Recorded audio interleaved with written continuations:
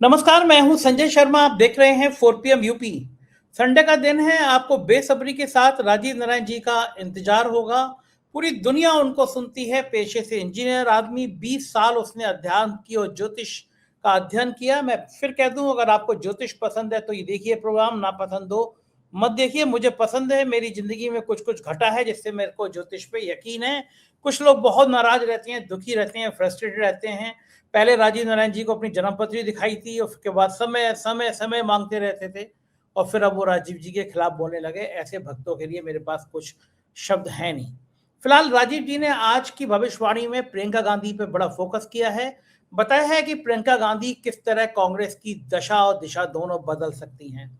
Trump के हालात क्या हैं और मोदी जी का आपातकाल क्या है, इसकी भी चर्चा मैं सीधा लेके चलता हूं राजीव जी को पास। उससे पहले कई दर्शक पूछ रहे थे कि मेरा नेशनल चैनल का कब खुलेगा। 28 तारीख को दिल्ली हाई कोर्ट में सुनवाई है। सरकार ने मुझ पर ऐसे आरोप लगाए हैं कि मैं देश का सबसे बड़ा आतंकवादी हूं। क्या आप भी मानते हैं कि मैं अगर मणिपुर में, मैं पहलगांव में, मैं गांव गरीब किसान की बात कर रहा हूं तो ये बात करना गुनाह है? अगर नहीं गुनाह है, आपको लगता है मुझे ऐसी बात करनी चाहिए, तो मेरा समर्थन बनाए रखिएगा। चैनल को सब्सक्राइब, जब तक नेशनल बंद है। 4 PM यूपी आपका अपना चैनल है, इसको ज्यादा से ज्यादा सब्सक्राइब करिए। आजकल मैं इसी पे वीडियो ज्यादा डाल रहा हूँ। और एक रिक्वेस्ट और है, एक मैंने ब्लॉगिंग का एक नया चैनल बनाया है, उसमें मैं मस्ती की बातें करता हूँ कि जिंदगी में तनाव के बीच मस्ती रहनी चाहिए। ये उसका लोगो देख रहे हैं, तो मेरी इतनी मदद कर दीजिए। यूट्यूब पे जाइए, जस्ट संजय खोलिए और इसको सब्सक्राइब करके एक मैसेज टाइप कर दीजिए कि आपने ये चैनल सब्सक्राइब कर लिया है। मेरे लिए ये तोहफा होगा अगर आप कमेंट भी करेंगे। चलते हैं राजीव जी के पास। 4 PM में बहुत बहुत स्वागत है आपका राजीव जी। बहुत दिनों से ड्यू चल रहा था, आपने कहा था कि आप प्रियंका गांधी का भविष्य देखकर बताएंगे। असम के चुनाव में प्रियंका गांधी के भाषण बहुत वायरल हुए, और ये बात तो सब देखते हैं कि कांग्रेस में प्रियंका गांधी जितना फायर है, या हाउस में जिस तरह वो बोलती हैं, मोदी जी को पसीना आता है। प्रियंका गांधी की राजनीति में शुरू से देख रहा हूं, उनमें एक लोगों को इंदिरा गांधी की छवि नजर आती है। सौम्य महिला है वो, व्यवहार की बहुत अच्छी हैं। तो प्रियंका गांधी बहुत ज्यादा कार्यकर्ताओं को भी अपनी तरफ अट्रैक्ट कर लेती है। तो मैं जानना चाहूंगा कि आप जरा, आप, मैंने आपसे पिछली बार कहा था कि आप प्रियंका गांधी की जन्मपत्री निकाल के रखिएगा, हम चर्चा करेंगे। तो आज दर्शक भी, देश के दर्शक भी, कई लोगों ने मुझे मेल किया है कि हम लोग राहुल जी की तो बात करते करते रहते हैं, लेकिन कांग्रेस में प्रियंका गांधी का भविष्य क्या है। और एक बार मुझे आपसे, आपने मुझसे कहा था, तब मुझे याद आया कि शास्त्रों में भी लिखा है कि जब अत्याचार बहुत बढ़ जाता है, जब हाँ। पाप बहुत बड़ा हो जाता है, जब राजा घमंड में आ जाता है, प्रजा को कुछ समझता नहीं है, तो किसी नारी का उदय होता है। वो माँ काली हो या कोई और हो, मैं प्रियंका जी की तुलना नहीं कर रहा किसी ईश्वर से। लेकिन जो वक्त है लोकतंत्र की, जब हत्या हो रही है, बोलने वाली आवाजों पर पाबंदी लगाई जा रही है, हमारे चैनल को, नेशनल चैनल को बंद किया गया, और हाई कोर्ट में जो एफिडेविट दिया है सरकार ने, तो ऐसा लगता है कि मैं दाऊद इब्राहिम का से भी बड़ा अपराधी हूँ। मैं अच्छा। पहलगाम से लेकर, कश्मीर से लेकर, नक्सलाइट मूवमेंट, जाने क्या क्या मैं ही ऑपरेट कर रहा हूँ। हुँ। मुझे तो सुन के इतनी हंसी आई पढ़ के देखकर, मैंने कहा वाह, मुझे पता ही नहीं था कि मैं इतना बड़ा डॉन हूँ कि मैं पूरे देश को संचालित कर लेता हूँ। हमारे वकील हैं, उन्होंने कहा है कि साहब, जितनी आपने मुझे को तारीफ में लिखा है, सब कुछ सबूत तो हुँ, दे दीजिए। हुँ। अगर पहलगांव में हमारे सवाल सिर्फ इतने थे कि आतंकी कैसे घुसे, देश के गृह मंत्री क्या कर रहे थे, सुरक्षा बल क्या कर रहे थे, मणिपुर का भी जिक्र कि मैं मणिपुर के हालात बिगाड़ रहा हूँ, अगर मेरे सवाल ये थे कि मणिपुर में महिलाओं को नग्न करके जुलूस निकाला जा रहा है और हमारे प्रधानमंत्री डर गए हैं, मणिपुर का मां नहीं बोलने पा रहे हैं, तो मैं 100 बार दाऊद इब्राहिम बनने को तैयार हूँ। अगर देश की महिलाओं के नग्न जुलूस निकाले जाएं, अगर भोले भाले आतंकियों को मार दिया जाए और मेरी जवान भी बंद रहे, मेरी चैनल की जवान बंद रहे, तो ऐसे चैनल को मैं बंद कर देना पसंद करता हूं। लेकिन डंके की चोट पे सरकार से कहना चाहता हूं कि जब तक मैं जिंदा हूं, जब तक जेल के बाहर हूं, ऐसे सवाल पूछूंगा। तो जब लोकतंत्र की ऐसी हत्या हो रही है, 28 तारीख को तारीख है, फिर हाई कोर्ट में फैसला आएगा, लेकिन जब हुँ। लोकतंत्र की ऐसी हत्या हो रही है, हर व्यक्ति का बोलने की आज़ादी खत्म की जा रही है, कितना शर्मनाक, घिनौना है कि किसी सांसद के घर ईडी के छापे मारे जाते हैं और सांसद 10 दिन के बाद वो भारतीय जनता पार्टी ज्वाइन कर लेता है। राघव चड्ढा जैसे गिरे हुए इंसान अपना चरित्र दिखा देते हैं, उस पर भी हम आगे सवाल में चर्चा करेंगे। लेकिन मैं इन सबके बीच में जो आपने मुझसे कहा कि किसी महिला नेता का उदय होगा, तो मैं जानना चाहता हूँ महिला कौन होगी? वो ममता बनर्जी होंगी, वो प्रियंका गांधी होंगी, मायावती तो बेचारी दोस्ती में मारी गई, मायावती की दोस्ती भारी पड़ गई, बीजेपी के संग दोस्ती भारी पड़ गई। तो दो महिलाओं के नाम कम से कम मुझे नजर आते हैं, एक ममता बनर्जी और एक प्रियंका गांधी। तो आज मैं जिक्र कर रहा हूं आपसे प्रियंका गांधी की जन्म पत्री पर। तो मैं जानना चाहता हूं आपका भविष्य, आपके ज्योतिष शास्त्र का भविष्य प्रियंका गांधी को लेकर क्या कहता है? क्या संभावना है प्रियंका गांधी की राजनीति की? बहुत अच्छी बात। देखिए संजय जी, दर्शकों को, शायद दर्शक वेट कर रहे होंगे, कुछ लोगों के कमेंट तो मैं पढ़ लेता हूं कि भाई राजीव जी, आपने 5 राज्यों के चुनाव के बारे में कुछ नहीं कहा है। और इस चुनाव के बारे में सबसे बड़ी बात यह है कि Priyanka first time, apart from उन्होंने जैसे आपने बताया था उनकी लोकसभा में परफॉर्मेंस कितनी बेहतरीन रही है डिबेट में, कि वे इस बार तो अभी जो महिला आरक्षण बिल पर जो वो बहस हुई थी, तो उसमें अमित शाह ने भी प्रियंका की तारीफ करी है, अमित शाह ने भी। और उससे पहले लोकसभा में स्पीकर ओम बिरला भी बहुत तारीफ कर चुके हैं। तो इसके अंदर पहली बात मैं दर्शकों को बता देता हूँ कि चुनाव की भविष्यवाणी जहां तक बात आती है, तो मैं पहले ही बीजेपी की जन्म कुंडली और वर्षफल बता चुका हूं कि ये चुनाव में हेरा फेरी करेंगे, ये उनके मूल स्वभाव में है। तो उसमें हम क्या बात करें? और जिसके बाद प्रशासन है, आपने देखा ही है कि जिसके बाद प्रशासनिक ताकत है तो वो कुछ भी कर सकता है, डीएम और एसपी लेवल पर मैनेज करके लोकल प्रशासन को। और जहां तक मेरी बात, मैं आपको बता दूं, मैं तो प्रत्यक्ष गवाह हूं। मुझे स्वयं पिछले जो चीफ इलेक्शन कमिश्नर थे राजीव कुमार, उन्होंने खुद बताया था कि इलेक्शन के दौरान हम तो केवल रबड़ स्टैंप हैं, सारा का सारा चुनाव का प्रबंधन जो है होम मिनिस्ट्री करती है, अमित शाह, मतलब पूरे इलेक्शन कमीशन में। और आपने देखिए, एक और दर्शकों को जानकारी के लिए बता देता हूं, फिर मैं अपने विषय पर आऊंगा जो आपने प्रश्न पूछा है। राजीव कुमार जी से जब आपको याद होगा 11% गुजरात का पिछला जो चुनाव हुआ था, उसमें लास्ट आवर में 11% वोटिंग बढ़ गई थी। तो कांग्रेस के एक बड़े नेता ने मुझे ये कहा फोन करके कि भाई राजीव कुमार आपसे के परिचित हैं, आप उससे बात करते हैं, आपसे सलाह लेते हैं, उनको समझाइए कि ये सब क्या कर रहे हैं। तो मैंने राजीव कुमार से बकायदा बात करी थी। तो मैंने राजीव कुमार से पूछा, मैंने कहा मैंने राजीव जी, आप भी एक आईएएस हैं, एक आईएएस टीएन सेशन भी था, वो आज आप लोगों के लिए जो मापदंड और जो आपका गाइडलाइंस दे के गए चुनाव कंडक्ट कराने की, उसको आप क्यों नहीं फॉलो करते हो? तो जैसे कि उदाहरण के तौर पर दर्शकों को बताता हूं कि वो रिशफलिंग कर देते थे प्रशासन की, टीएन सेशन, कि अगर बंगाल में चुनाव है तो गुजरात की एडमिनिस्ट्रेशन होगा, गुजरात में है तो यूपी का या तमिलनाडु का होगा, लाइक दैट। तो राजीव कुमार ने मुझे चौंकाने वाली बात की कि भैया देखिए, ऐसा है कि वो जमाना अलग था और ये जमाना अलग है। अब तो आपको पता है कि ये लोग राजनीतिक रूप से गुंडे हैं। अब मुझे नहीं पता वो राजनीतिक गुंडे किसके लिए इस्तेमाल किया, ये राजीव कुमार जाने, और राजीव कुमार और इन्वेस्टिगेशन का विषय। लेकिन राजीव कुमार ने यह कहा था कि मैंने कहा पुलिस का, प्रशासन का ट्रांसफर कर सकते हैं, चीफ सेक्रेटरी का, डीजीपी का, लेकिन वो तक उन्होंने नहीं कहा।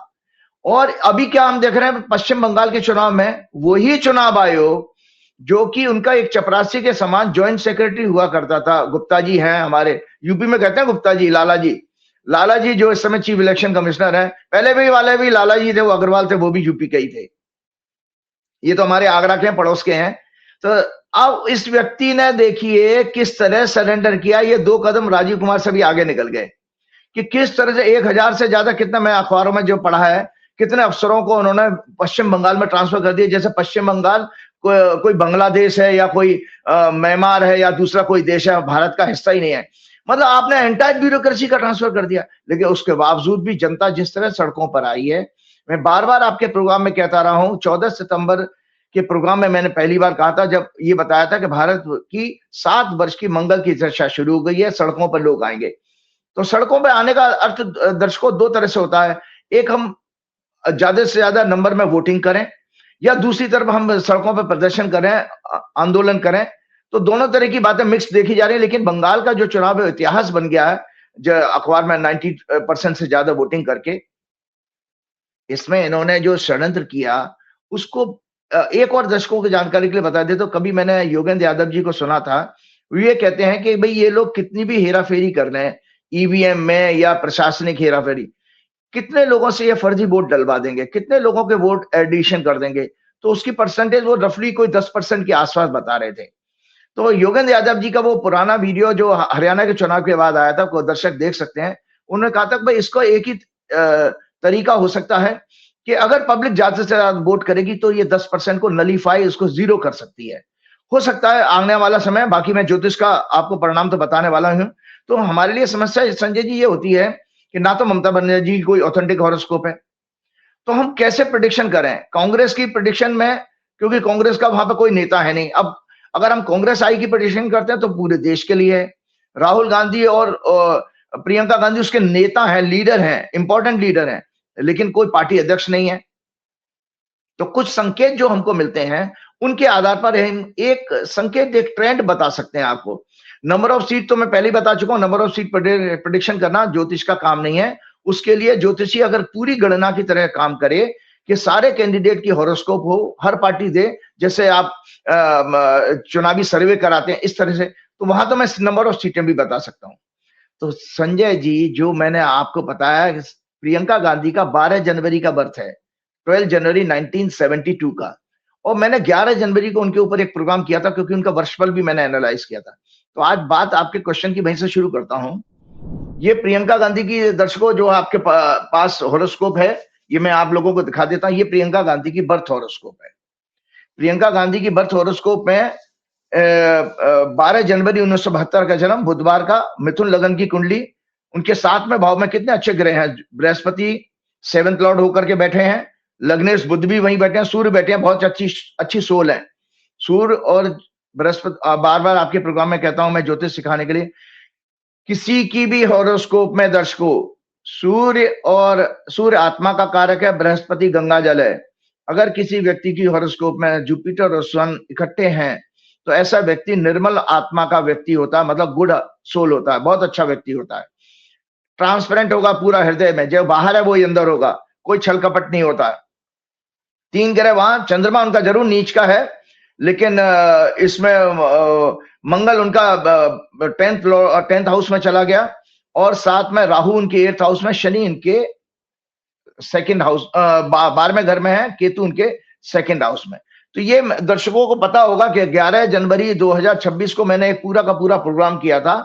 तो आज एक राइटअप के जरिए मैं बताना चाहता हूं कि ये 5 राज्यों के चुनाव में जो आपने स्त्री फीमेल फैक्टर कहा है, तो फीमेल फैक्टर से एक चीज और दर्शकों को बता देता हूं कि चूंकि बीजेपी की कुंडली में चंद्रमा में शुक्र की दशा चल रही है, भाजपा की हॉरोस्कोप आप लोगों के पास है ही, कि बीजेपी की हॉरोस्कोप दर्शकों ये है, बीजेपी की हॉरोस्कोप आप लोगों के पास है दो, कि इसमें चंद्रमा में शुक्र की दशा चल रही है। दर्शक खुद देख सकते हैं, चंद्रमा इनका भी नीच का ही है, वृश्चिक राशि का, प्रियंका गांधी की तरह, और 6वें भाव में बैठा है। प्रियंका गांधी का भी 6वें भाव में ही है, और लेकिन शुक्र इनका 12वें घर में बैठा है। तो ये दशा सीक्वेंस जो है बीजेपी की बहुत अच्छा संकेत नहीं दे रही है। ये 6वें घर का और 12वें घर का प्रभाव आ रहा है। जब किसी तरह सत्ता बनाने के लिए 10वें घर का प्रभाव हमारे वैदिक ज्योतिष के अनुसार देखा जाता है। तो एक राइटअप मैं शेयर करता हूं कि प्रियंका गांधी क्या गुल खिलाने वाली हैं, क्या कांग्रेस के लिए चमत्कार होने वाला है, वो आप दर्शक इस चीज को देखेंगे। और साथ साथ मैं तीनों हॉरोस्कोप को पहले दिखा देता हूं, जिससे कि बाद में अपने राइटअप वो कंटेंट पे चर्चा। ये है कांग्रेस की कुंडली, देखिए कांग्रेस का वर्षफल भी इस बार 2 जनवरी 2026 का बहुत अच्छा है, हुआ है कि 9th हाउस में उनकी मुंता आई है। और प्रियंका गांधी का वर्षफल भी मैंने आप लोगों के पास हॉरोस्कोप पे दिखाइएगा। प्रियंका गांधी का वर्षफल भी बहुत एक्सीलेंट है। और कांग्रेस की जो 2 जनवरी 1978 की कुंडली है, और वर्तमान में इनकी दशा भी कांग्रेस की बहुत अच्छी चल रही है।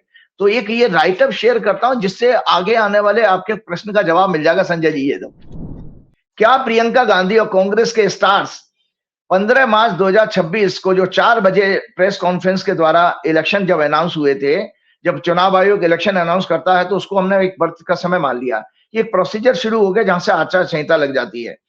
5 राज्यों में चुनाव, खासतौर से आसाम, केरल, तमिलनाडु, वेस्ट बंगाल, पुडुचेरी में सक्सेस दिला पाएंगे प्रियंका गांधी के स्टार्स? ये एक हम आपके प्रश्न का जवाब है।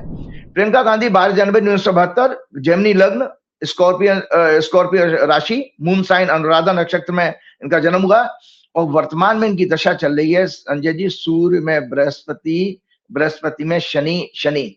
जब 4 मई को रिजल्ट आएगा, रिपीट कर रहा हूं, सूर्य में जुपिटर जो 7th हाउस होता है प्रतिष्ठा का मतलब इनकी प्रतिष्ठा, इनकी इमेज, इनका यश इनको प्राप्त होने जा रहा है। अब किस रूप में प्राप्त होगा आपके सामने है। और शनि की अंतरदशा, प्रत्यंतर दशा और सूक्ष्म दशा, इन्हें कांग्रेस पार्टी ने असम के इलेक्शन का इंचार्ज बनाया और केरल से ये सांसद हैं। तो 2 राज्यों में प्रभाव में स्पेशली प्रियंका के सितारों का देखा जाएगा। आसाम की वो प्रभारी हैं और केरल से वो सांसद हैं। मैंने प्रियंका गांधी के हॉरोस्कोप पर सबसे पहले अगस्त या सितंबर 2023 में एक प्रोग्राम किया था। इसके बाद इस वर्ष 11 जनवरी को किया, जिसमें डिटेल एनालिसिस की है इनके हॉरोस्कोप की। मैंने जनवरी 2026 को प्रोग्राम में इनका वर्चुअल एनुअल हॉरोस्कोप भी डिस्कस किया था और कहा कि इनका ईयर 26-27 बहुत लकी साबित होगा। इनको, इनकी पार्टी के लिए अगर ये कांग्रेस पार्टी इन्हें ज्यादा से ज्यादा एक्सपोजर दे, चैलेंजिंग रिस्पॉन्सिबिलिटीज दे, ये इन सभी में बेहद सफल होंगी। तो ये कांग्रेस ने रिस्पॉन्सिबिलिटी दी कि उनको प्रभारी बना दिया। इनका एनुअल हॉरोस्कोप दिखा दीजिएगा। मेष लगन का है, जिसमें 9th हाउस में धनु राशि पड़ती है। इनकी हॉरोस्कोप की मुंता ए मैथमेटिकल कंसेप्ट और point which connect annual horoscope with birth horoscope 9th house में ही फॉल हो रही है। अर्थात इस वर्ष का ईयर लॉर्ड, इनका वर्ष का लॉर्ड भी जुपिटर ही है और मुंतेज दोनों ही जुपिटर हैं, बृहस्पति। इसके अतिरिक्त उनकी जन्म की दशा भी बृहस्पति की चल रही है, अंतर्दशा। ट्रांजिट में बृहस्पति मिथुन राशि में इनके लग्न में ही है आज गोचर में इस समय। इनके जन्म के बृहस्पति जो धनु राशि में, उसे एक्टिवेट भी कर रहे हैं अपनी 7th एस्पेक्ट से। इनकी दशा भी बृहस्पति की चल रही है, महादशा सूर्य की 5 मार्च 2024 को 6 साल की शुरू हुई है। इसीलिए 23 नवंबर 2024 को जब बाई इलेक्शन होता है वायनाड में, केरल में, और ये अपने राहुल गांधी से भी ज्यादा इनको सीटें मतलब वोट मिले थे, 4,10,000। जैसी देखो 23 नवंबर से मतलब 4 मार्च से इनकी दशा शुरू होती है, 5 मार्च से 2024 से सूर्य की। वैदिक ज्योतिष के अनुसार अगर एनुअल हॉरोस्कोप में ईयर लॉर्ड जुपिटर है तो उसके प्रभाव बताए गए हैं राइटअप में आपके साथ। मुंता 9th हाउस में, तब उस व्यक्ति को पूरे वर्ष good Fortune, financial gains, fruitful travel, name and fame, prosperity, high office, all types of success, सभी प्रकार की सफलता उसको मिलती है इस साल भर में। तो आप देखिए अभी मात्र 3-4 महीने हुए हैं और 2 सेशन इन्होंने अटेंड किए। एक बजट सेशन पे बोली हैं, उस समय भी बहुत अच्छा बोली थी, और महिला आरक्षण बिल पर भी बोली है, तो संसद में एक छाप छोड़ी। इसलिए देशवासी देख रहे हैं कि पहले बजट सेशन में, फिर महिला रिजर्वेशन बिल पर पार्लियामेंट में डिस्कशन के समय इनकी परफॉर्मेंस एक्सीलेंट रही, जिसे पूरे देश ने, विशेष रूप से फीमेल्स ने बहुत पसंद किया। यहां तक कि अमित शाह और राजनाथ सिंह लोकसभा स्पीकर ने भी बहुत सराहा। इनके लिए स्ट्रॉन्ग और फेवरेबल स्टार्स का इनकी पार्टी को बहुत लाभ मिलेगा। कांग्रेस पार्टी को लाभ मिलने जा रहा है, जिससे विशेष रूप से आसाम केरल इलेक्शन में पार्टी की परफॉर्मेंस बहुत अच्छी होगी। प्रियंका गांधी के सितारों के कारण, मैंने पहले ही बता दिया कि केरल से वो सांसद है, तो वो लिंक, और आसाम में तो पिछले चुनाव से हम कंपेयर करेंगे तो कांग्रेस का बहुत अच्छा परफॉर्मेंस जाने वाला है। और मैं 5 राज्यों का जब चुनाव हुआ है, क्या नाम है, ये उस समय की हॉरोस्कोप मैंने बनाई है। 5 राज्यों का जब चुनाव अनाउंस हुआ था, ये उस समय की हॉरोस्कोप है। दर्शक देख ले, 15 मार्च 2026 की। और कांग्रेस की जो कुंडली मैंने दिखाई, फॉर्म 2 जनवरी 1978, न्यू दिल्ली, मीन लग्न, कन्या राशि, शनि और शुक्र की दशा चल रही है। शुक्र इनका सूर्य के साथ 10वें घर में बैठा है और 4 मई को एग्जैक्टली सूर्य का प्रत्यंतर दशा शुरू हो जाएगी। इनके वर्षफल में भी कांग्रेस के मुंता 9th हाउस में एक भाग्यशाली वर्षफल का संकेत दे रही है।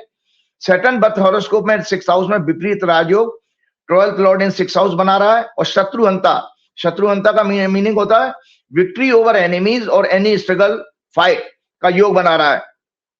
ट्रांजिट में सैटर्न इनके लग्न मीन राशि से गोचर कर रहे हैं, महादशा का स्वामी, और 2nd लॉर्ड 9th लॉर्ड मंगल के साथ राजयोग बना रहे हैं। इस समय मंगल भी शनि के साथ है।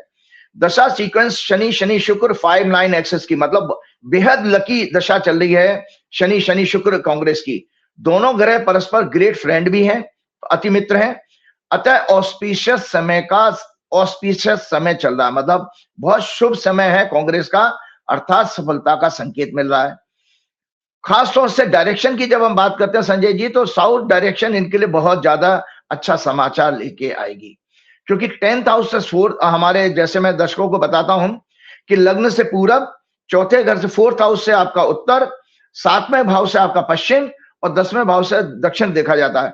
तो साउथ डायरेक्शन कांग्रेस की कुंडली में बहुत मजबूत है, इसीलिए कांग्रेस का हमेशा से आजादी के टाइम से इंदिरा गांधी के पीरियड में भी दक्षिण भारत का जो पार्ट है वो हमेशा कांग्रेस को सपोर्ट करता रहा है। अभी भी साउथ से इनको बहुत अच्छा समाचार मिल रहा है, और ईस्टर्न डायरेक्शन जहां पर आसाम आता है, लास्ट परफॉर्मेंस से बेटर रिजल्ट का संकेत मिल रहा है। 5 मार्च 2026 को जो सिंह लगन की कुंडली बनी उसमें 7th हाउस में राहु, मरकरी, मार्स बैठे हैं। शनि चंद्रमा मकर राशि में और बीजेपी की कुंडली के लिए 8वें घर में, और शनि उसका डिस्पोजिटर 6वें घर में चंद्रमा, और शनि उसका डिस्पोजिटर जो है आपके 8वें भाव में सूर्य और वीनस के साथ। तो मंगल जो है पीड़ित है, इसमें मंगल 9th हाउस का लॉर्ड होता है। तो संजय जी इस चुनावों में जो हम वैदिक ज्योतिष के अनुसार कह रहे हैं, बाकी तो जमीनी राजनीति तो आप देख ही रहे हैं कि 9th हाउस कॉन्स्टिट्यूशनल इंस्टीट्यूशन का होता है, जिसमें इलेक्शन कमीशन आता है और सुप्रीम कोर्ट भी आता है। इन चुनावों में इलेक्शन कमीशन की भूमिका समस्त इसकी मशीनरी और गवर्नमेंट सन को रिप्रेजेंट करता है, वो 8वें घर में शनि से पीड़ित हो रहा है, भूमिका डाउटफुल रहेगी। फिर से मैं कह रहा हूं, इन चुनावों में 5 राज्यों के चुनावों में इलेक्शन कमीशन, उसकी समस्त मशीनरी, गवर्नमेंट जो संसद सिग्निफाई होती है, डाउटफुल रहेगी। इनकी गुप्त साठगांठ, सैटर्न प्लस सन जो है 8th हाउस में है, 8th हाउस गुप्त साठगांठ का होता है, मतलब जो हिडन एजेंडा जिसको कहते हैं का ग्रह योग स्पष्ट हो रहा है। पैरामिलिट्री फोर्सेस, पुलिस एक्सेट्रा का दुरुपयोग होगा, जो स्पष्ट रूप से हमको दिखाई दे रहा है, क्योंकि मंगल, ये शब्द मैंने क्यों कहा, मंगल राहु केतु के बीच में पीड़ित था जब चुनाव अनाउंस हुए हैं। जनता की ओपिनियन में कॉन्फ्लिक्ट रहेगा, अर्थात सिलेक्टेड कैंडिडेट्स, जनता बहुत ज्यादा डिसाइसिव नहीं हो पाएगी। जब इलेक्शन जिस समय अनाउंस हुआ है तो किस तरह से कॉन्फ्लिक्ट रहेगा, सिलेक्टेड कैंडिडेट की इमेज पर ज्यादा फोकस होगा कि पार्टी किस तरह के उम्मीदवार को चुनाव टिकट देती है, वो कैंडिडेट टू कैंडिडेट जनता का ओपिनियन बदलेगा। पार्टी की आइडियोलॉजी सेकेंडरी रहेगी, अर्थात साइलेंट रिएक्शन रहेगा जनता का, लेकिन फिर भी राजनीतिक बदलाव की तरफ रुझान आ रहा है। ये आपके 15 मार्च के हॉरोस्कोप जब चुनाव अनाउंस हुए थे, ये है संजय जी जब आपका चुनाव का परिणाम आने वाला 4 मई का, तो उसके ऊपर मैंने देखा date of announcement of election 4 मई अप्रोक्सीमेटली 11 बजे सुबह का मैंने कुंडली बनाई कर्क लगन की, और बीजेपी की हॉरोस्कोप है मिथुन लगन की वृश्चिक राशि की। इलेक्शन अनाउंसमेंट के दिन 15 मार्च 2026 को भाजपा की हॉरोस्कोप का महादशा का लॉर्ड मून 8th हाउस में था, शनि की राशि में। परिणाम के दिन ये चंद्रमा लग्न से 6वें भाव में जन्म के चंद्रमा से गोचर कर रहा होगा, वृश्चिक राशि में ही है, जन्म के चंद्रमा के ऊपर से गोचर कर रहा होगा। शुक्र 12वें भाव में जन्म के शुक्र से गोचर कर रहा है, मतलब दोनों ही जन्म की इनकी लगन जन्म की बर्थ हॉरोस्कोप एक्टिवेट हो रही है महादशा और अंतर्दशा से। शुक्र की ऊपर जा रहा है, चंद्रमा के ऊपर से शनि शुक्र को एफ्लेक्ट कर रहा है। इसमें वर्तमान में गोचर में शनि की तीसरी दृष्टि जारी है टॉरस में ट्रांजिट में। लग्न चार्ट मिथुन में 10वें भाव सत्ता में, 8th लॉर्ड शनि अभी वर्तमान में बीजेपी की कुंडली में ट्रांजिट में। लग्न चार्ट में 10वें भाव में शनि 8वें घर का स्वामी, और 6th लॉर्ड मंगल गोचर कर रहे हैं। साथ ही लग्नेश अचीवमेंट के 11th हाउस में सूर्य के साथ होंगे। वर्तमान दशा जो है मून वीनस सैटर्न चल रही है। महिलाएं सुन लीजिए संजय जी, आपने महिलाओं से प्रियंका गांधी से ही जिक्र किया था, महिलाएं भाजपा का खेल खत्म करेंगी। इन चुनावों में 5 राज्यों में फीमेल्स बेसिकली डिसाइसिव होंगी, जो भाजपा की कुंडली, भाजपा की कब्र खोदने का काम करेंगी। भाजपा की कब्र खोदने का काम महिलाएं करेंगी। ये दशा सीक्वेंस में मैंने बता दिया, क्योंकि इनकी 6वें 12वें घर की 12वां घर लॉस का होता है, हारने का। मशीनरी इसलिए इन्हें समस्त सरकारी मशीनरी जिसमें ब्यूरोक्रेसी का भी आती है का दुरुपयोग करने के बाद भी, फलादेश सुन लीजिए 5 राज्यों के चुनाव का, समस्त सरकारी मशीनरी ब्यूरोक्रेसी का दुरुपयोग करने के बाद भी भाजपा को उनकी प्लानिंग स्ट्रेटेजी के अनुसार रिजल्ट परिणाम नहीं मिलेंगे। जो उनकी योजना है वो विफल रहेगी, उनको उस हिसाब से परिणाम रिजल्ट नहीं मिले। ईस्टर्न स्टेट में खास तौर से मुश्किल से ये अपनी साख बचाने में थोड़े से कामयाब रहेंगे। ये मैंने टिक करके ये फलादेश पीछे लिखा हुआ है। तो ये संजय जी 5 राज्यों के चुनाव का हो गया। अब आते हैं आपका एक आम आदमी पार्टी की कंट्रोवर्सी आपने बताई। 5 अप्रैल के मैंने चुनाव, मुझे बताइए आप राजीव जी, राघव चड्ढा जैसे सैकड़ों घूमते हैं चार्टर्ड अकाउंटेंट, परिणीति चोपड़ा घास डालती है इसको, अरविंद केजरीवाल इस आदमी का कद इतना बढ़ा दिया, और ये आदमी कितना दगाबाज निकला। इसका भविष्य क्या है? सेंटर में मिनिस्टर बनने जा रहा है वॉकिंग, या फिर बीजेपी इस्तेमाल कर देगी वॉशिंग मशीन में डाल के? वो वॉशिंग मशीन में इस्तेमाल कर, आपको पता है उनकी जगह पर मैं आपको बताऊं, भाजपा पिछले वर्ष, ये आम आदमी पार्टी की हॉरोस्कोप है, ये है आम आदमी पार्टी 26 नवंबर 2012 को हम 5 अप्रैल के प्रोग्राम में डिस्कस कर चुके हैं, वो सब चीजें हैं। देखिए आम आदमी पार्टी का वर्तमान में जो दशा चल रही थी संजय जी, वो जो है वीनस, शनि और जुपिटर की चल रही थी। और इस समय जो है वीनस जो है इनके क्या नाम है, अब टॉरस राशि में आ गया है, 5वें घर में आ गया, इससे पहले मेष राशि में था। और शनि इनके जो है 3rd हाउस में है, तो थोड़ा सा कहीं परिवर्तन का संकेत तो मिल रहा मंगल के कारण। लेकिन 26 मई से आम आदमी पार्टी का 24 मई से, सॉरी, जब शुक्र में बुध की दशा शुरू होगी, जो एक त्रिकोण के स्वामी है, शुक्र 5वें घर का लॉर्ड है, आप ही की कुंडली है संजय जी, सुन लीजिए, मकर लगन की कुंडली है इनकी, आम आदमी पार्टी की, तो आप ही का लगन हुआ, तो 5वें घर का लॉर्ड शुक्र और 9वें घर की बुध की दशा 24 मई 2026 से शुरू हो रही है। तो आम आदमी पार्टी के लिए 23 मई तक का संकट का समय, जिसमें राघव चड्ढा जैसा एपिसोड हो गया, उसके बाद आम आदमी पार्टी अपने इस कॉन्फ्लिक्ट को और इस भूचाल को कंट्रोल करने में समर्थ होगी और फिर वापस एक अच्छा समय देखने जा रही है। मैं आम आदमी पार्टी के कुछ बड़े नेताओं से जुड़ा हुआ भी हूं, मैंने उनको भी कहा था कि 24 मई से आपका समय ठीक हो जाएगा। अब जहां तक राघव चड्ढा की आपने बात की, तो राघव चड्ढा की हॉरोस्कोप मैंने आप लोगों को पहले ही आपके सामने डिस्कस की थी। ये राघव चड्ढा की हॉरोस्कोप है, ये करेक्ट हॉरोस्कोप मेरे पास आ गई थी, उनके किसी नजदीकी आदमी ने दिया था।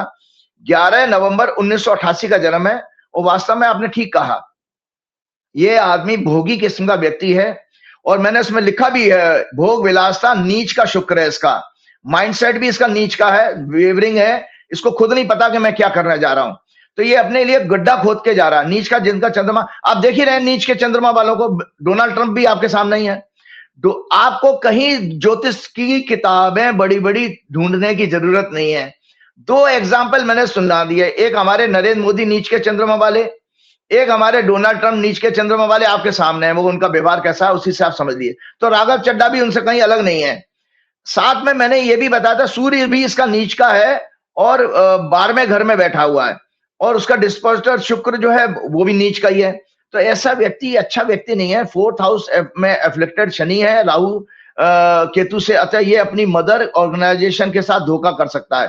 मैंने पहले ही कहा था कि ये अपनी मदर ऑर्गेनाइजेशन के, सोचिए मैंने 5 अप्रैल को भविष्यवाणी की थी, देखिए संजय जी, और ये पूरी हो गई है।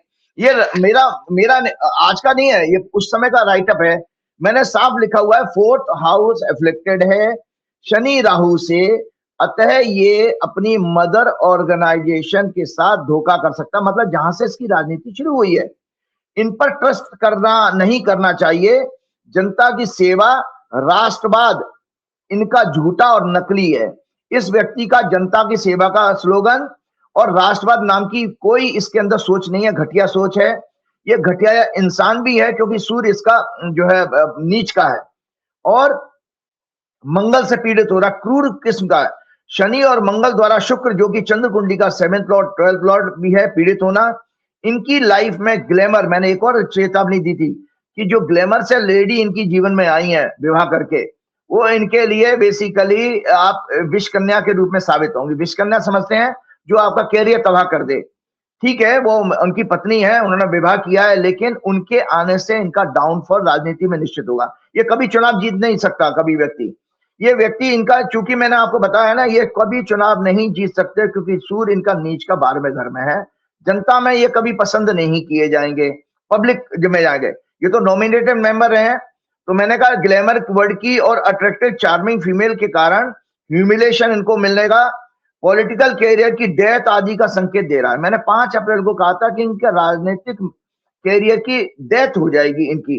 ये भाजपा में गए हैं, भाजपा ने केवल इनको यूज किया है।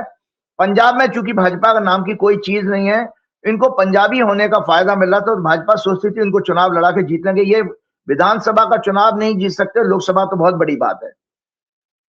साथ में संजय जी आपको एक बड़े नेता का मैं मतलब एक यंग लड़के का इनकी तरह से बताता हूं नाम, उस दिन मैं नाम भूल गया था, जयवीर शेरगिल। वो कांग्रेस का बड़ा इंटेलिजेंट और प्रवक्ता था, मनमोहन सिंह जी उनको बहुत पसंद करते थे। मेरे से 2-3 बार उन्होंने कंसल्ट किया, मैंने भी उनको मना किया था कि पार्टी मत छोड़ना, लेकिन वो व्यक्ति दर्शक खुद इस चीज को एनालाइज करें। और जयवीर अगर मेरे प्रोग्राम को सुनते हो या जयवीर का कोई मित्र मेरे प्रोग्राम को देखता हो, जयवीर शेरगिल से मेरी बात को कही हुई रिमाइंड करा देना। मैंने जयवीर से कहा था कि भाजपा तुम्हारे लिए कुछ करेगी नहीं, तुम भाजपा में जाकर बहुत तरक्की नहीं करोगे। आज जयवीर शेरगिल का कोई टीवी चैनल पर नाम भी नहीं आता है, ना वो कभी प्रवक्ता होकर के कभी देखता है। उसको थोड़ी सी सुरक्षा जरूर मिल गई जो उसको चाहिए थी, चन्नी गवर्नमेंट ने उसकी सुरक्षा ले ली थी, इसलिए वो नाराज होकर के कांग्रेस छोड़ के चला गया। तो वही राघव चड्ढा का हाल होने वाला है, इनका राजनीतिक वजूद खत्म हो जाएगा। इनकी कुंडली में सूर्य नीच का है, मंगल से पीड़ित है, जो इन्हें बेहद ईगोइस्टिक, अथॉरिटेटिव, रूड बताता है। और ये अपने पिता का भी बहुत ज्यादा सम्मान नहीं करते होंगे, मतलब पिता से भी वैचारिक मतभेद। जो पार्टी ऑर्गेनाइजेशन होती है उसमें पिता होता है आपका टॉप लीडर, मतलब अरविंद केजरीवाल, तो उनके साथ भी मतभेद। इनकी कुंडली बता रही है कि उनके साथ भी धोखा करेंगे, ये एक अच्छी सोल नहीं है। और मैंने साथ में लास्ट चलते चलते कहा रहा हूं, ये महिलाओं के साथ किसी कंट्रोवर्सी में फंसेंगे आने वाले भविष्य में, और महिलाओं के साथ फ्रेंडशिप, क्योंकि शुक्र इनका नीच का है और उसका डिस्पोजिटर बुध 12वें घर में है, तो 12वां घर अपमान का होता है। तो संजय जी ने लेडीज इनके कैरियर के लिए बहुत खराब है। मार्च 2027। तो ये तो रहा राघव चड्ढा का और आम आदमी पार्टी का मामला, जो मैंने आपके लिए बता दिया। मैंने पहले ही कहा कि भाई आम आदमी पार्टी थोड़ी सी कंट्रोवर्सी में इसीलिए आई, जो मैंने पिछले प्रोग्राम में आपके डिस्कस किया था कि सड़क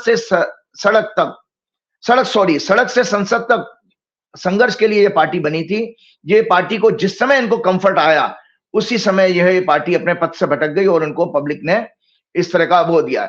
एक आपने अक्सर हमसे पूछते थे, मैं बता दो, डोनाल्ड ट्रंप हमारी बार बार क्यों बेइज्जती कर देते हैं, और ऐसी बेइज्जती कर देते हैं कि जिसके लिए आप सोचिए कि डोनाल्ड ट्रंप की ये हॉरोस्कोप है, क्योंकि चंद्रमा नीच का है उनका, केतु के साथ है, मंगल से दृष्ट है, और ऐसा व्यक्ति बेहद पागल हो सकता है, क्योंकि सारे पागलपन के कॉम्बिनेशन है। केतु मंगल वक्त होता है, मंगल उसको देख रहा है, मंगल की राशि, सारा मंगल का प्रभाव है। और इसके साथ साथ एक और चीज मैंने इसमें बताई थी कि जब इन्होंने ओथ ली थी, तो ओथ के समय जो इनकी हॉरोस्कोप थी मेष लगन की थी। जो भारत की कुंडली मैंने आप लोगों को दिखाई है, भारत की कुंडली के साथ लगा के देखिएगा कि ये भारत की कुंडली के साथ मेष जो राशि है वो 12वें घर में आती है भारत की टॉरस लगन की कुंडली में। तो ये संजय जी, ये व्यक्ति आपका बराबर लगातार अपमान करता रहता है, और अपमान करने पे हमारे नेताजी कुछ बोलते नहीं है। तो आज एक बहुत बड़ा डिटेल में देखिए संजय जी, मेरे को इसलिए मेरे प्रोग्राम को लोग पसंद ये करते हैं, एक छोटी सी जानकारी, अपना इमोशनल फीलिंग आप लोगों के साथ शेयर करता हूं। आपको याद होगा राजस्थान का एक चुनाव था, शायद उससे पहले, लास्ट चुनाव से पहले वाले चुनाव में योगी जी ने हनुमान जी को दलित और आदिवासी कह दिया था। तो उस समय मेन स्ट्रीम चैनल पर कोई डिबेट के लिए हनुमान जी को डिफेंड करने के लिए नहीं आया।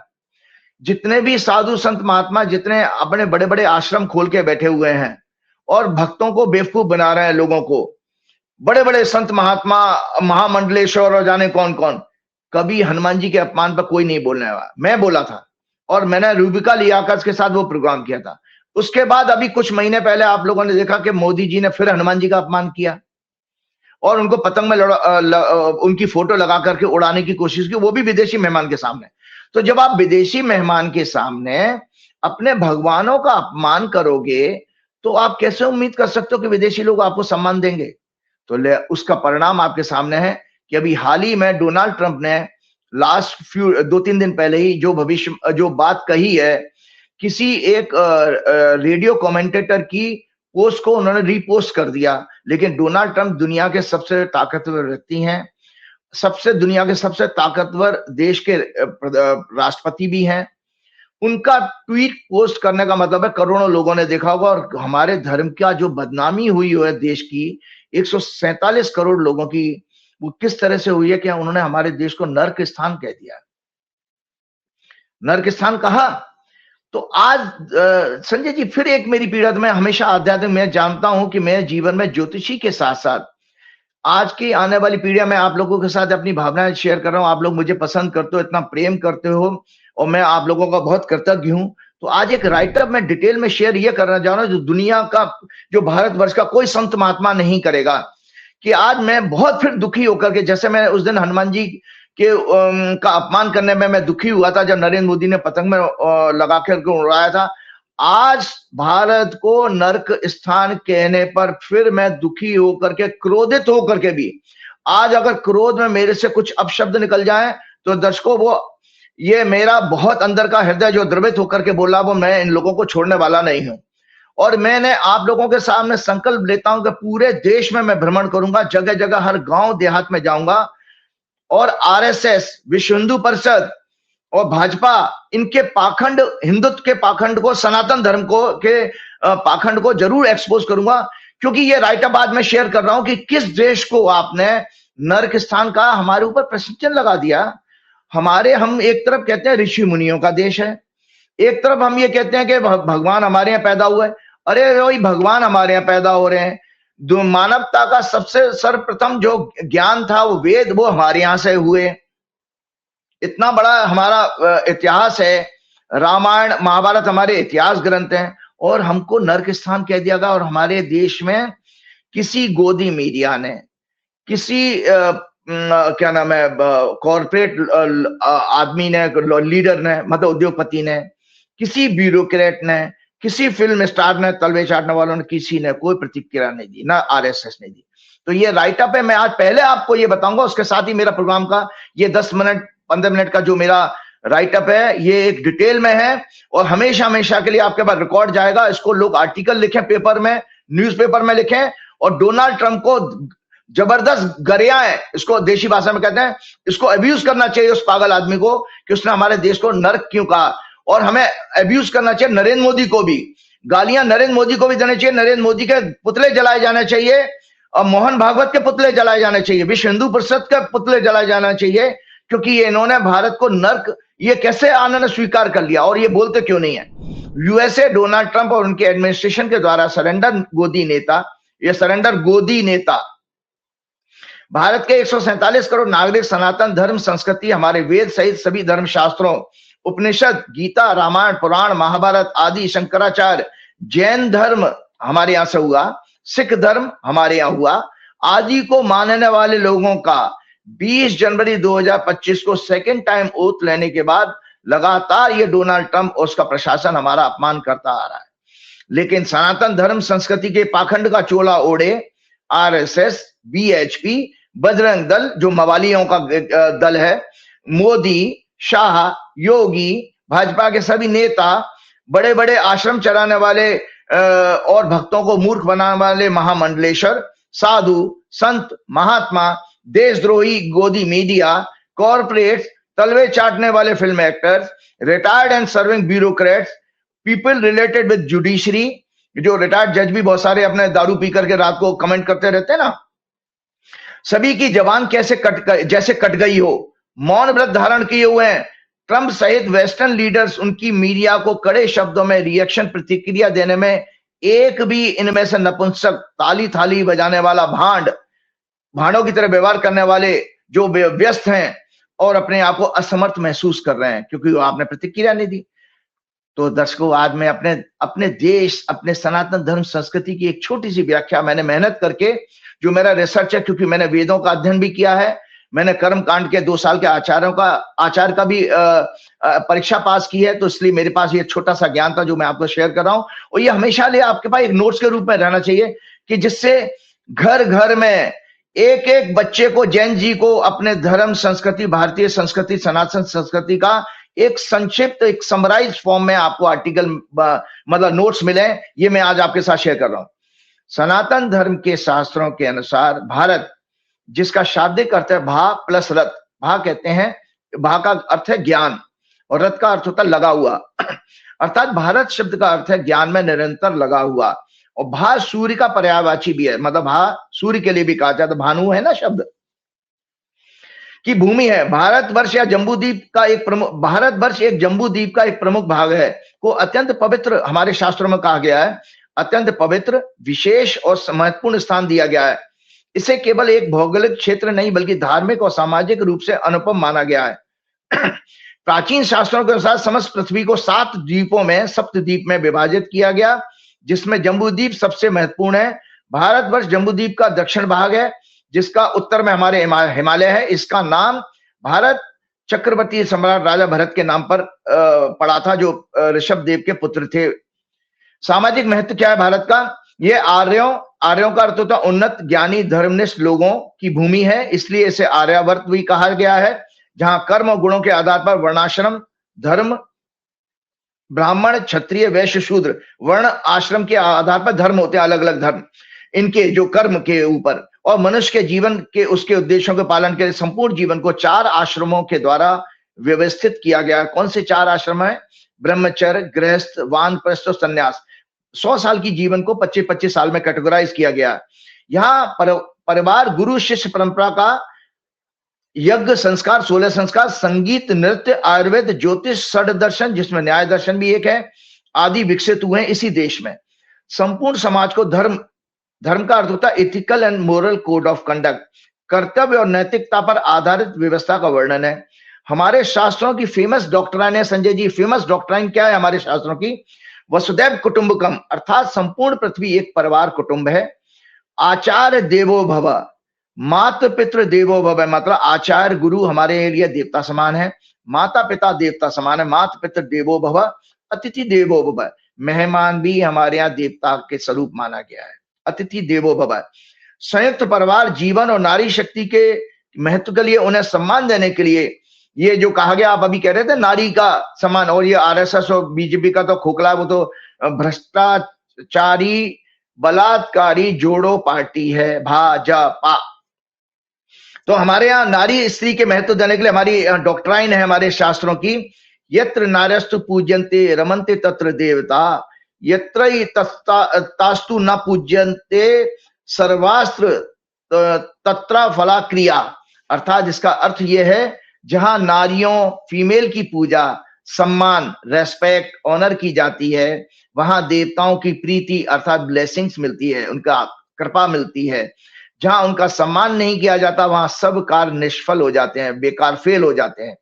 जहां स्त्रियां दुख में रहती हैं, सताई जाती हैं, टॉर्चर की जाती हैं, उनका शोषण किया जाता है, वहां सभी प्रकार के कष्ट, चरित्र, आर्थिक बर्बादी, वे कुल शीघ्र नष्ट हो जाते हैं। जहां स्त्रियां दुख में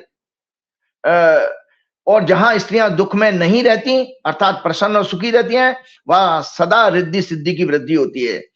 जिस कुल में पत्नी से पति प्रसन्न है, पति से पत्नी प्रसन्न है, दंपति एक दूसरे को संतुष्ट रखते हैं, निश्चय मानो कि उस कुल में कल्याण का सर्वदा निवास रहता है।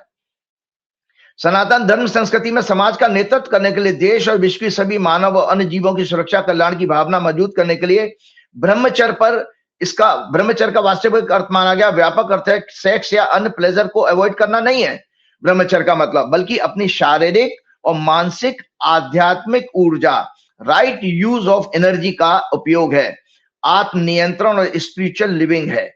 जितना फोकस सनातन धर्म संस्कृति में दिया गया है ब्रह्मचर्य का, उतना विश्व की दूसरी अन्य संस्कृति में नहीं है, वहां ब्रह्मचर्य की कोई बात ही नहीं होती। इसलिए काम तत्व को कंट्रोल करने के लिए विवाह आदि संस्कारों की व्यवस्था हमारे धर्म में की गई है, जिसको कि डोनाल्ड ट्रंप नरक कह रहा है। भारतीय दर्शन फिलॉसफी भोग से योग मतलब परमात्मा को प्राप्त करने पर जोर देती है, जबकि western philosophy females, nature and other resources का शोषण, एक्सप्लॉयटेशन करने के अर्थात भोग, ओनली एंजॉयमेंट पर सेंट्रलाइज्ड है, केंद्रित है। मतलब वो केवल शोषण करना चाहते हैं, हर चीज का, हवा, पानी, स्त्रियां, जानवर, सबका शोषण करो, सबको मार के खाओ, सबको टॉर्चर करो। तो जो उसका है आहार, निद्रा, मैथुन, मैथुन का अर्थ होता है सेक्स एंड एंजॉयमेंट। तो खाना, सोना और सेक्स एंजॉयमेंट अर्थात एनिमल लिविंग, इसको जानवर भी पशुवत जीवन कहा गया है, क्योंकि ये तीनों क्रियाएं तो जानवर, पशु आदि भी करते हैं। योग दर्शन भारत का, वो जिस भारत को वो नरक कह रहा है दर्शकों, आज मैं फिर बार बार आगे आपको अपने शब्दों को बढ़ाता हूं, वो भारत का योग दर्शन के द्वारा, योग कौन से दर्शन, हमारा योग फिलॉसफी है, यम, अहिंसा, सत्य, अस्त्य मतलब करप्शन और चोरी ना करना, ब्रह्मचर्य, अपरिग्रह, नॉट टू होल्ड और accumulate. नियम, शौच, एक्सटर्नल एंड इंटरनल प्यूरिटी, संतोष, कंटेंटमेंट, स्वाध्याय, रीडिंग स्क्रिप्चर्स, तप, ऑस्टेरिटी, ईश्वर समर्पण, टोटल सरेंडर. सनातन धर्म पशु से मनुष्य, योग दर्शन के द्वारा सनातन धर्म पशु से मनुष्य, जो मनुष्य का अर्थ हुआ जो चिंतन मनन करता है, बनने पर जोर देता है. पुनर्जन्म का कर्म सिद्धांत, आशावाद, जीवन में सादगी और शांति का महत्व, स्वयं को जानना, मैं कौन हूं, कहां से आया हूं, कहां जाऊंगा, ये आत्मज्ञान है. जगत का सच्चा स्वरूप परमात्मा को जानना, उनका साक्षात्कार करना, सनातन धर्म की मूल भावनाएं, 4 वेद, 18 पुराण, 11 प्रमुख उपनिषद, रामायण, महाभारत, गीता आदि सनातन धर्म के प्रमुख शास्त्र धर्म ग्रंथ हैं. इनमें मानव जीवन के सभी विषयों जैसे सामाजिक व्यवस्था, अर्थव्यवस्था, राजनीतिक व्यवस्था, राजा का प्रजा के प्रति कर्तव्य, उनका पालन, कर्म पालन, वर्णों के आधार पर धर्म व्यवस्था, कमजोर असहाय जीव जंतु पशु पक्षी आदि की सुरक्षा, उनके कल्याण के लिए दया करुणा प्रेम सेवा सहानुभूति आदि का भाव रखना, इस लोक और परलोक में उन्नति का भाव विश्वास रखने वाले ही सच्चे सनातनी कहे जा सकते हैं. ये मोदी शाह और इस नकली संत महात्माओं की तरह से सनातनी ही हो सकते, बजरंग दल के लोग सनातनी नहीं है. क्योंकि जो मैंने मूल आपके सामने फिलॉसफी और ये राइटअप शेयर कर रहा हूं, ये हमारी धर्म संस्कृति है. करना इसलिए जरूरी था, फिर बार बार मैं आता हूं, हमारे देश को नर्क कह दिया इन पाश्चात्य देश के लोगों ने, इन वेस्टर्न लोगों ने. इसका अर्थ यह कि हमारे यहाँ जो लोग कथावाचक वहां अमेरिका जा रहे हैं, जो बड़े बड़े संत महात्मा आपके आचार्य रविशंकर जैसे और वासुदेव जग्गी जैसे लोग आ रहे हैं, इसका मतलब वेस्ट के लोगों को आप समझा नहीं पाए कि भारतवर्ष क्या है, कि भारतवर्ष नर्क है. हम इस बात के लिए ये लोग भी आज रविशंकर और वासुदेव जग्गी भी बोलते नहीं है. जड़ या चेतन परम सुख शांति का स्वरूप जानने के लिए इनसे संबंधित प्रश्नों का समाधान वेदों के 6 उपांग दर्शन शास्त्र कहे गए हैं. वो क्या है? योग, सांख्य योग, न्याय, वैशेषिक दर्शन, पूर्व मीमांसा, वेदांत दर्शन से मिल सकता है. वेदों के अनुसार जन्मना जायते शूद्र संस्काराद द्विज उच्चते, अर्थात जन्म, वेद हमारे कहते हैं जन्म के पहले 3 संस्कार से, पहले जन्म से होते हैं 3 संस्कार से मृत्यु तक 16 संस्कार. और संस्कार वह क्रियाएं हैं जिनसे मनुष्य अपने अंदर के दोषों और बुराइयों को दूर करके शुद्ध साधक और व्यक्तित्व का स्वामी बन सकता है. इसलिए जन्म के समय हम सभी शूद्र हैं. द वर्ड शूद्र means something related to hygiene और प्यूरिटी. शूद्र का मत जाति नहीं है. मतलब मैं दोबारा रिपीट कर रहा हूं, शूद्र का अर्थ कहा गया शास्त्रों में, द वर्ड शूद्र means something related to hygiene purity. शुच धातु से बना है ये, शुच मतलब शुद्धता. हो तो संस्कारों की क्रियाओं के पालन के बाद ही हमारा दूसरा जन्म सिविलाइज होता है. धर्म के पालन से चित्त, मन, बुद्धि, अहंकार की शुद्धि होती है. बिना चित्त की शुद्धि के ईश्वर को समझना, उन्हें पाने के सभी प्रयास, कर्म, मंदिर जाना, कर्मकांड, तीर्थ यात्रा करना, भक्ति, ज्ञान, ध्यान आदि सार्थक नहीं हो सकते अगर आपका चित्त शुद्ध नहीं है. अस्तो वेद कहते हैं अस्तो मां सदगमय तमसो मां ज्योतिर्गमय मृत्युर्मा अमृतम गमयति. शतपथ ब्राह्मण का ये श्लोक है. ऋषि परमात्मा से प्रार्थना करते हैं, हे प्रभु आप हमें असत्य, असत्य क्या है जो हम समाज में लगातार देख रहे हैं, गोदी media, falsehood, propaganda, fake news, fake narrative, ये असत्य है. क्योंकि विश्व में सभी प्रकार के पापों का जन्म असत्य से ही होता है, से दूर रखने की प्रार्थना करते हैं ऋषि. सत्य मतलब चेतना, ज्ञान, प्रकाश, आनंद, शांति की ओर ले जाएं. असत्य से सत्य की ओर ले जाएं. सत्य है चेतना, ज्ञान, प्रकाश, आनंद, शांति. अविद्या, इग्नोरेंस अर्थात अज्ञानता रूपी अंधकार से विद्या रूपी प्रकाश की ओर ले जाएं. मृत्यु अर्थात अनेक प्रकार के सांसारिक दुखों, धन, बीमारी आदि से दूर मोक्ष के आनंद रूपी अमृत को प्रदान करें. कर्म भूमि होने के कारण यहाँ जन्म लेने वाले लोगों को सामाजिक उत्तरदायित्व, स्वधर्म पालन, समाज सेवा, राष्ट्रभक्ति का विशेष महत्व समझा गया. संजय जी, इसका धार्मिक महत्व क्या है भारत भूमि का? इन पागल डोनाल्ड ट्रंप को, वेस्टर्न वर्ल्ड के लोगों को हमारे साधु संत कोई क्यों नहीं बोलते हैं? क्यों गोदी मीडिया इसके ऊपर प्रोग्राम नहीं करता है? बहुत दुख की, बहुत अपमान की बात है. धार्मिक महत्व क्या है भारत भूमि का? भारत एक कर्म भूमि होने के साथ कर्म सिद्धांत को डिटेल में हमारे यहाँ बताया गया है. 84 लाख योनियों के बाद, जन्मों के बाद मानव जीवन प्राप्त होता है, जो बुद्धि विवेक के द्वारा अच्छे बुरे कर्मों के भेद को समझ सकता है और अच्छे कर्मों के द्वारा मोक्ष को प्राप्त करने का प्रयास कर सकता है.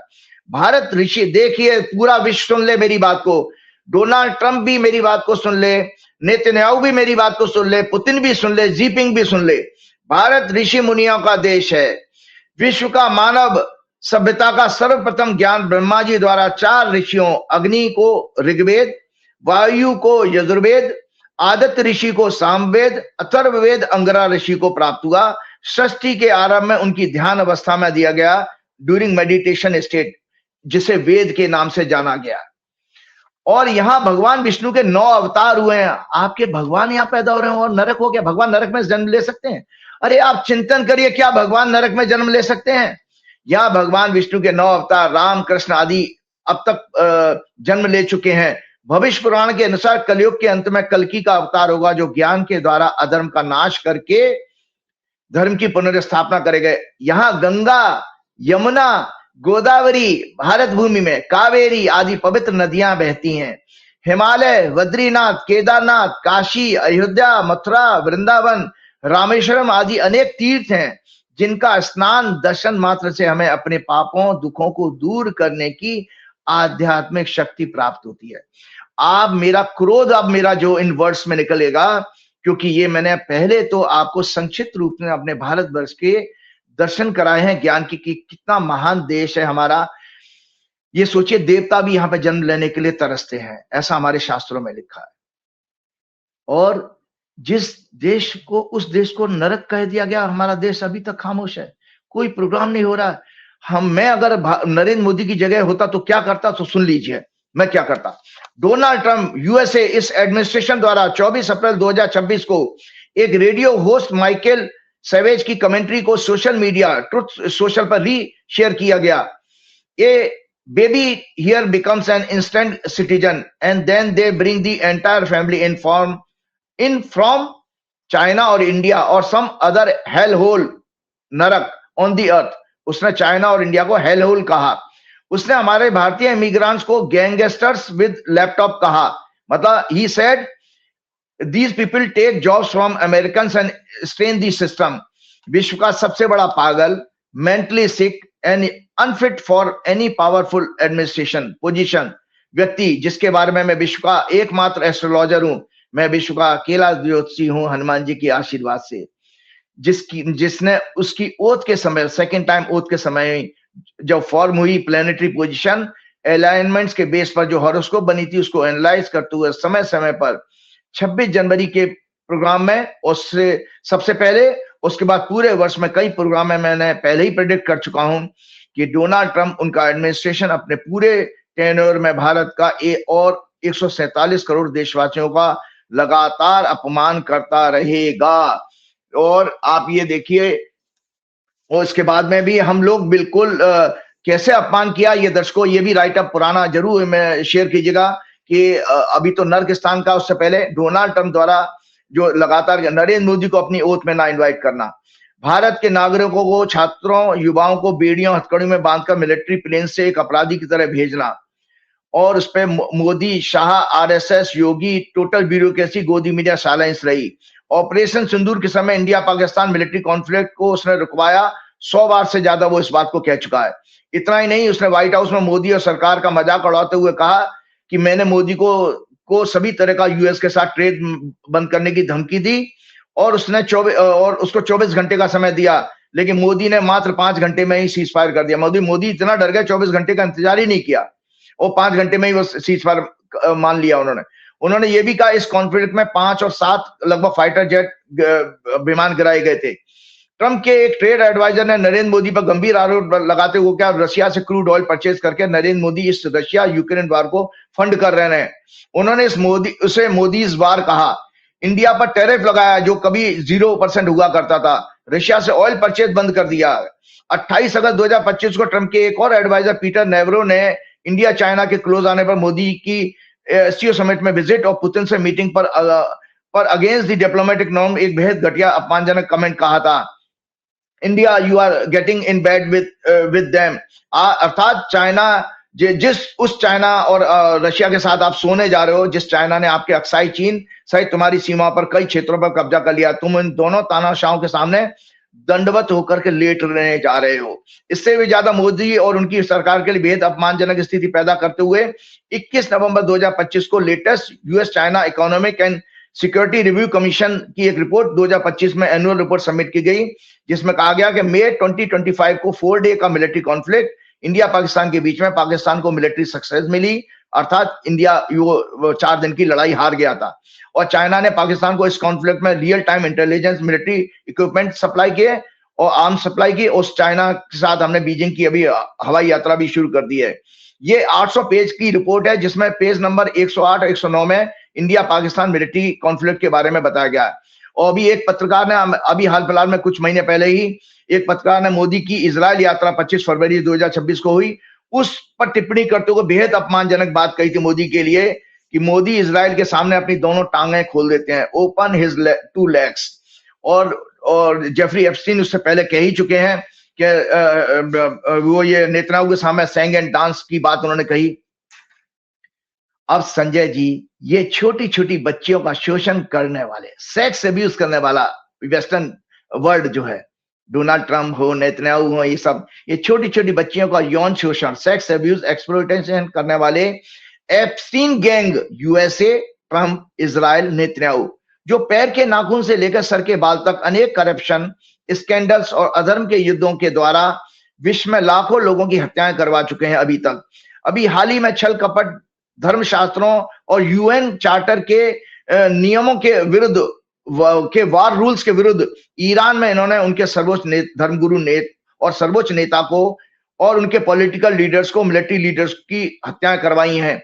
इतना ही नहीं, इन अधर्मी लोगों ने ईरान में 168 स्कूल गोइंग बच्चियों की निर्मम हत्या कर दी, जो अंतरराष्ट्रीय नियमों के अनुसार वार क्राइम है। इसके पहले भी ये गाजा में पिछले वर्षों में 70 से 80 हजार लोगों को मार चुके हैं, निर्दोष लोगों को।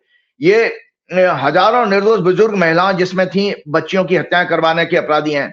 वेस्टर्न कल्चर के कारण फिजिकल स्ट्रेंथ कम होने से इम्यूनिटी वीक होती है। इन पाश्चात्य देव के लोगों को समझना चाहिए, इसीलिए लोग बराबर बीमार पड़ रहे हैं। माइंडसेट की कंसंट्रेशन, फोकस बर्बाद होता जा रहा है इन वेस्टर्न वर्ल्ड को, जो उसको हमारे को नर्क कहते हैं। ये मनोबल कमजोर होने के कारण पैशन, डिजायर की इच्छाएं बढ़ रही हैं, जिसके कारण लोग रेस्टलेस, इंटॉलरेंट, एंगर, फ्रस्ट्रेशन और डिप्रेशन और लोनलीनेस का शिकार होते जा रहे हैं। जिसका आपने उदाहरण देखा कि जगह जगह युद्ध हो रहे हैं और लोग रेस्टलेस हैं। दुनिया भर में भय, डर का वातावरण पैदा करके अपनी आर्म्स इंडस्ट्रीज, फार्मा इंडस्ट्रीज के द्वारा बिजनेस करके पैसा कमाने में ये पापी वेस्टर्न वर्ल्ड के लोग किस हैसियत से भारत को पृथ्वी पर नर्क स्थान कहने की हिम्मत कर रहे हैं। हमारे आईटी प्रोफेशनल को लैपटॉप वाले गैंगस्टर बता रहे हैं, ये फीमेल्स को भोग और सेक्स की कमोडिटी समझते हैं। एंटायर वेस्टर्न वर्ल्ड सुन ले, ये फीमेल को भोग और सेक्स की कमोडिटी समझते हैं। ड्रग्स और अन्य करप्शन के द्वारा वेल्थ क्रिएट करते हैं। पृथ्वी पर तो ये सभी राक्षसी प्रवृत्ति के लोग हैं, जिन्होंने आज से नहीं, अपने 4 जुलाई 1776 को जब ये अमेरिका फॉर्म हुआ, तब से ही वर्ल्ड को सैकड़ों बार वॉर में झोंका है। करोड़ों लोगों की हत्याएं कराई है, कभी भी वर्ल्ड में पीस एंड हार्मनी एस्टेब्लिश नहीं होने दी। लेकिन सबसे बड़ा दुख की बात अपने देश के ऊपर जब मैं आता हूं, इसके साथ ही मैं प्रोग्राम समाप्त करना चाहूंगा संजय जी, लेकिन इन पापियों से किसी भी रूप में 1% कम नहीं है अपराधी हमारे देश का फर्जी विश्वगुरु, धूर्त, अनपढ़ CIA का एजेंट, पापी नेता, उसकी पूरी सरकार, उसका सारा ecosystem, media, bureaucrats, corporate leaders, film actors, अंधभक्त, जिनके पास 5% एनालिटिकल ब्रेन मतलब फ्रंटल लोब है, जो कुत्ता, गधा, सुअर का होता है, मतलब डॉग, पिग और डोंकी का होता है।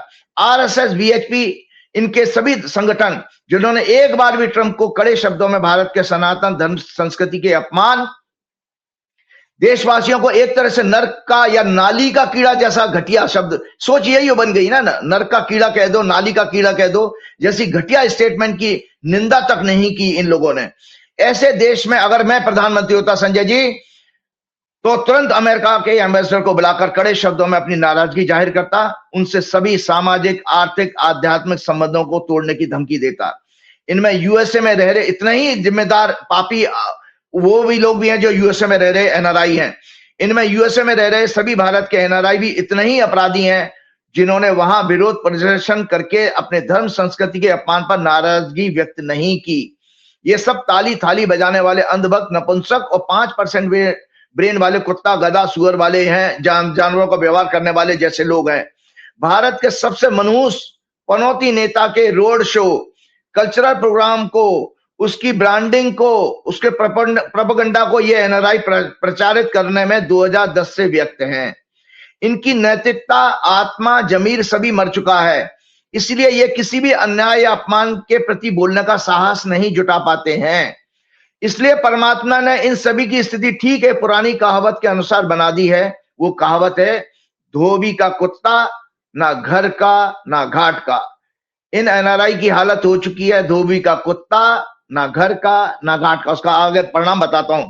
ना ये ट्रंप का विरोध कर पा रहे हैं, ना मोदी की साइलेंस, मोदी आरएसएस बीएचपी की साइलेंस की आलोचना कर पा रहे हैं। परिणाम इन्होंने क्या देखा है वो सुन लीजिए, उसके साथ प्रोग्राम समाप्त करेंगे। टाइम्स ऑफ इंडिया 23 अप्रैल 2026 की एक रिपोर्ट है, 40% Indian American considered leaving US. फिर से सुन लीजिए, 40% Indian American considered leaving US. ये सर्वे, ये लोग आफ्टर इंडिपेंडेंस से ही आरएसएस को फंड करते आ रहे हैं। भारत से जाने वाले अनेक संत महात्माओं, कथावाचकों की झोलियां करोड़ों रुपए से भर रहे हैं। आपके संत महात्मा, मुझे कई कथावाचकों ने, आपकी साध्वी ऋतंबरा वगैरह सब वहीं अमेरिका से डॉलर बटोर के लाती हैं, और आज आपने भारत को नरक के स्थान कहलवा रही हैं। ये संत महात्मा कथावाचकों की झोलियां करोड़ों रुपए से भरते आ रहे हैं ये एनआरआई। लेकिन ये सब अब निराश होपलेस हैं कि कैसे आरएसएस, मोदी, शाह, योगी, पूरी बीजेपी ईसाइयों और यहूदियों की गुलाम बन गई है और अपनी सनातन संस्कृति की पहचान को खत्म कर चुके हैं ये लोग, क्योंकि आपके देश को नरक स्थान बोल दिया गया। शर्म आनी चाहिए। हे ईश्वर, मुझे शक्ति दो कि मैं अपने देशवासियों की जगी हुई सोई हुई आत्मा को जगा पाऊं। हनुमान से पुनः प्रार्थना करते हुए, श्री गुरु चरण सरोज रज, निज मन मुकुर सुधार, वर्ण रघुवर विमल जसु, जो दायक फलचार, बुद्धिहीन तनु जान के, सुमरो पवन कुमार, बल बुद्धि विद्या देव मोह हरौ कलेश भगा। जय श्री राम, जय हनुमान। बहुत बहुत शुक्रिया राजीव जी। ये थे राजीव नारायण जी। पूरी बातचीत आपने सुनी, कितने कॉन्फिडेंस के संग ये ट्रंप को घर आते हैं, सुनकर शायद हमारे विश्व गुरु को समझ में आए। 4 PM के लिए ये कठिनाई का वक्त है, सरकार पीछे पड़ी हुई है, इस तरह का एफिडेविट दे रही है। मान लो हमने मणिपुर में नग्न महिलाओं के जो जुलूस निकल रहे थे उनके खिलाफ बोलकर उनके दर्द को साझा कर लिया तो गुनाह कर दिया। पहलगांव में आतंकी कहां से आ गए ये पूछ लिया तो गुनाह कर दिया। लेकिन हम डरेंगे नहीं, सच बोलते रहेंगे, आप हमारे साथ हैं। मैं आपसे एक छोटी सी मदद चाहता हूं कि इस दौर में तनाव बहुत है जिंदगी में, तो एक कुछ मस्ती का वीडियो भी होना चाहिए। जिंदगी में मेरी इतनी परेशानियां सरकार देती है तो मेरे को मस्ती जिंदा रखता हूं और रखना भी चाहिए। तो ये जो आप बराबर में एक लोगो देख रहे हैं, ये मेरी ब्लॉगिंग का लोगो है, जस्ट संजय। मैं आपसे इतनी मदद चाहता हूं कि YouTube में जाइए, जस्ट संजय डालिए, इसको सब्सक्राइब करिए और नीचे कमेंट करिए कि आपने ये चैनल सब्सक्राइब कर लिया है। बहुत बहुत शुक्रिया, थैंक यू।